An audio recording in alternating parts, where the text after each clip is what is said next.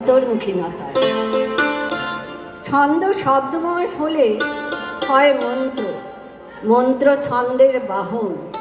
তাতে অন্তর্নিহিত থাকে সম্ভূতির স্বরূপ ও শক্তি। যখন সম্ভূতির প্রকাশ হয় তখন তেজ পুঞ্জীভূত হয় অন্তর্লোকে। জ্যোতির ধারা প্রতিফলিত হয়ে রূপ নেয়, সেই রূপই তখন মহাকালী রূপে পরিচিতি পায়। মহাকালীর শক্তিতে অন্তরে জেগে ওঠে বিশ্বশক্তি।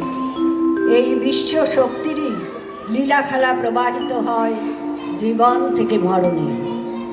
কর্মকাণ্ডিগণ দৈব কার্যে সোয়াহা ও পিতৃকার্যে স্বাধা এই দুটি মন্ত্র উচ্চারণ করে থাকেন।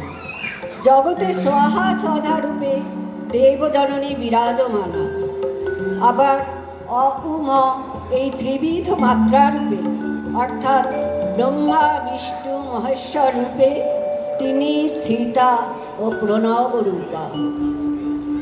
ত্বং স্বাহা ত্বং স্বাহা ত্বং হি বশৎকার শরাত্মিকা সুধা তবক্ষরে নিত্যে ত্রিধা মাত্রা আর্ধমাত্রা সিতা নিত্যা ইয়ানুচ্চার্য়া বিশেষতঃ তমেব শাসন সাবিত্রী ত্বং দেব জননী পরা।